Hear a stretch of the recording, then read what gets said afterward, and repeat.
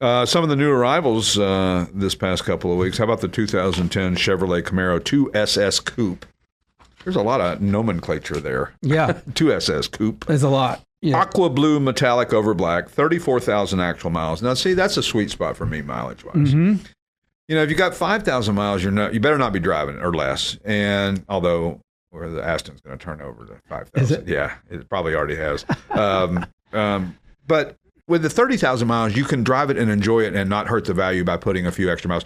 The difference between a 35,000 mile car and a 45,000 mile car are not that much difference. Mm-hmm. This one's got a 650 horsepower, 6.2 liter LS3, Tremec TR6060 6-speed manual.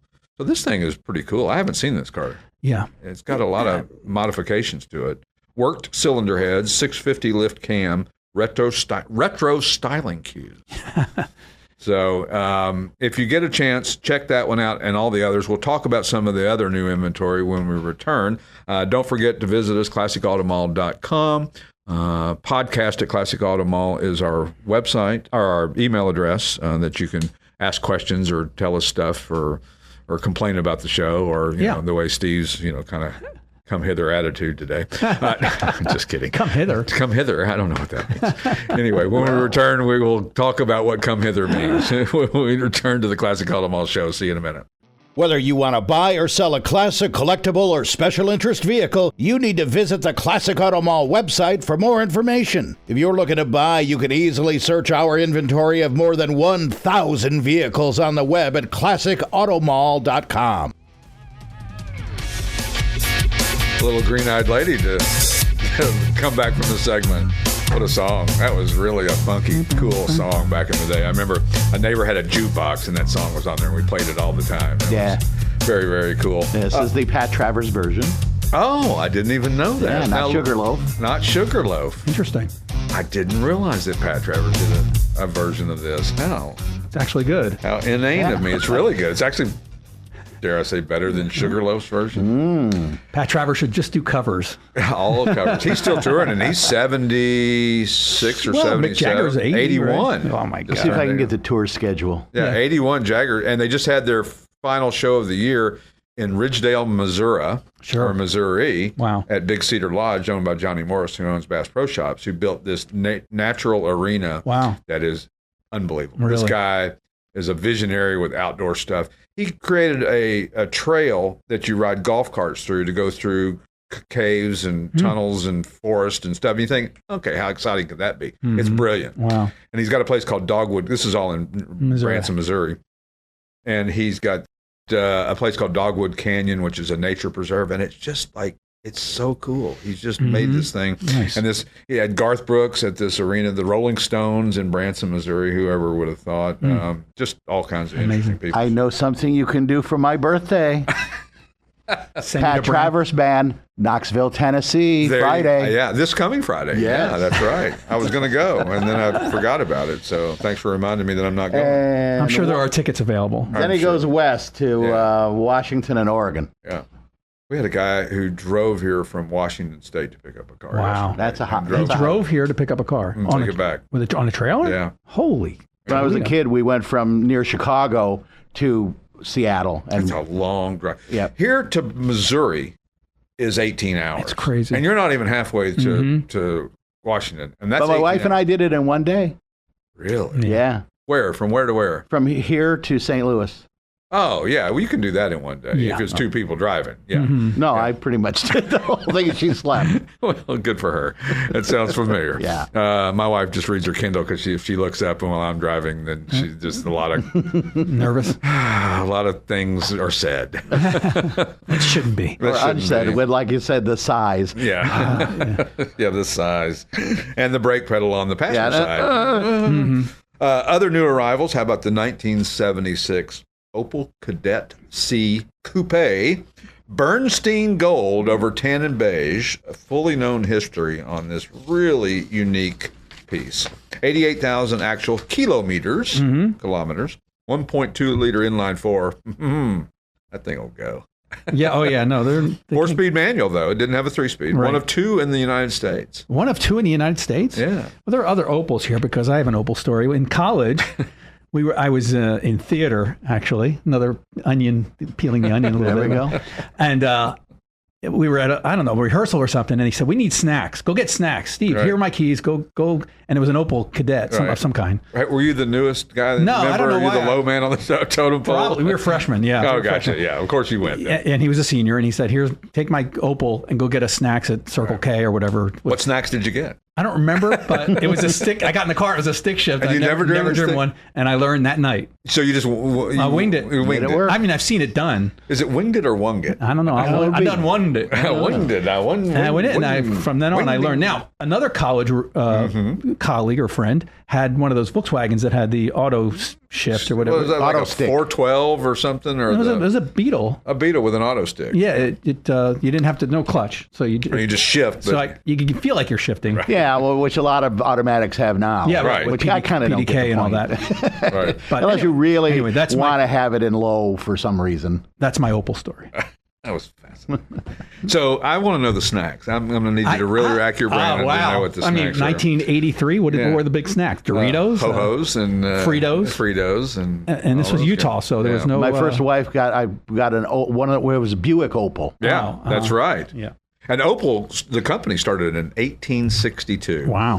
162 years old. They were a sewing machine manufacturer in Germany, then a bicycle maker, started producing cars in 1899. And kudos to whoever did that research. they were That's really interesting information. yeah, they were owned from 1929 to 2017. Opel was owned by General Motors, and now they're owned by Stellantis, which owns Chrysler. Mm-hmm. I don't know. So the first front-wheel drive car was the Cadet, produced after 1979. But is that not the first front-wheel drive car in the world? The first Opel front-wheel drive car? What is because the '66 Tornado was a front-wheel the drive. 1937 Accord? Yeah, was a yeah. front-wheel I don't know. Who did this research? This is What terrible. is this awful? Terrible. Cannot believe how bad Really research unclear this is. here. Yes. Let's move on. How about that? It may have been the first front-wheel drive Cadet Opel.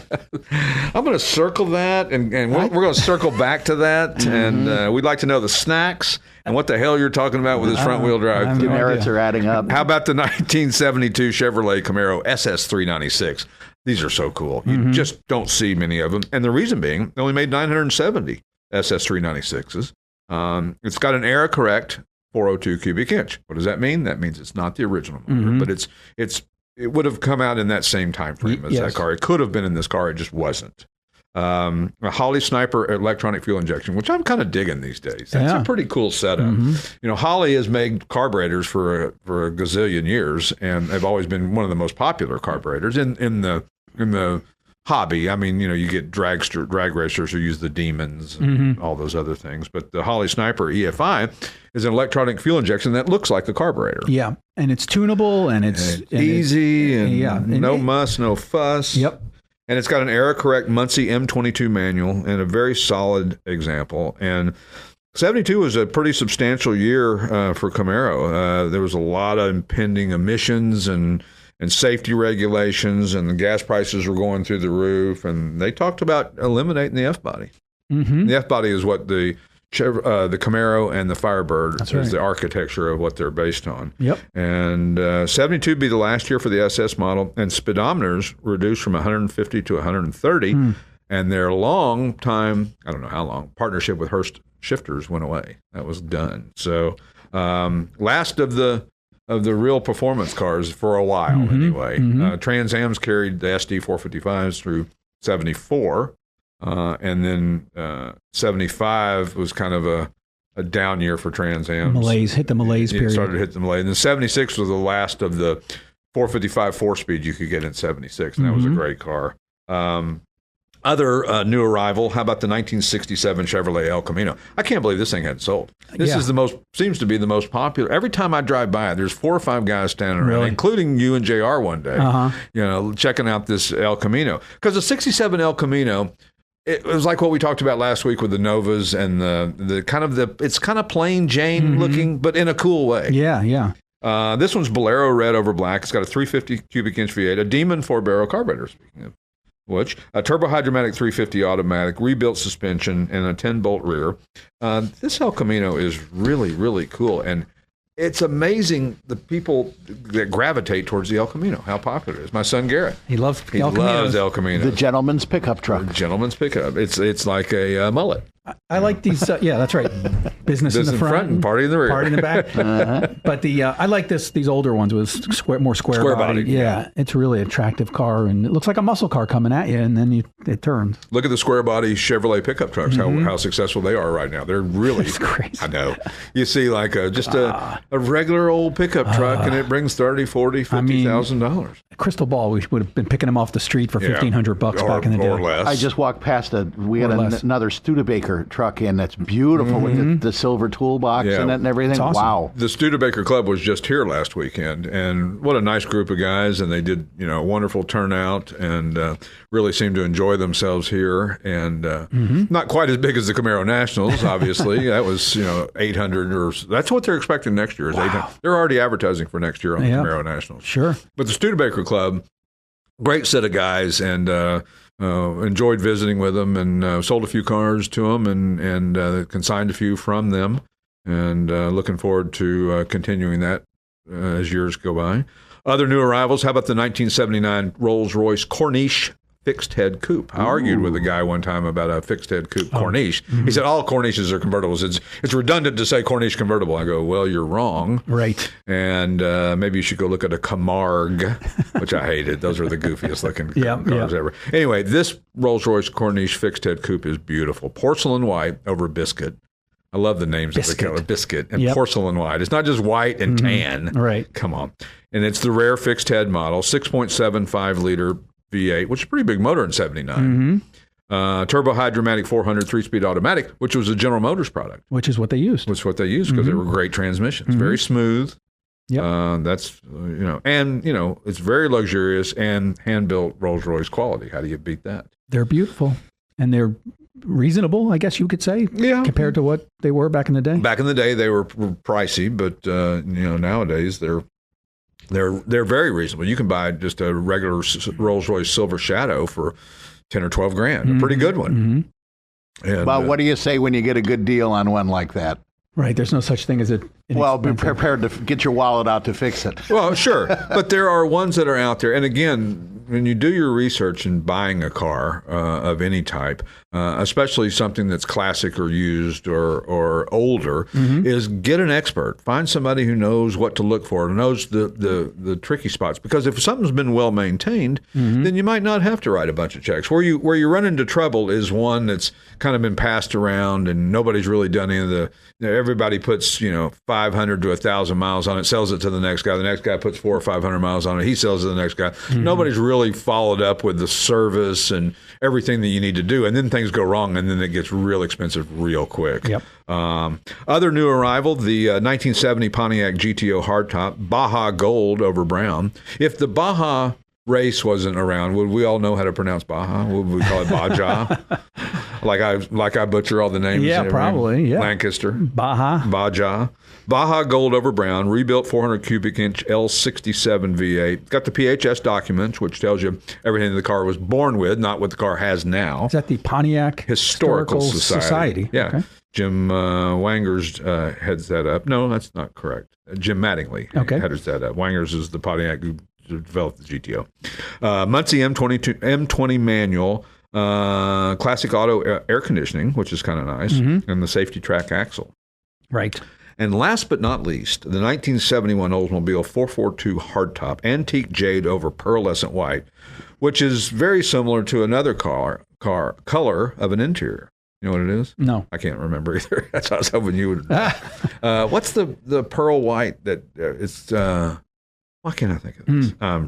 Really, it's going to drive me crazy. I'll think of it 4 a.m. and I'll call you. Okay.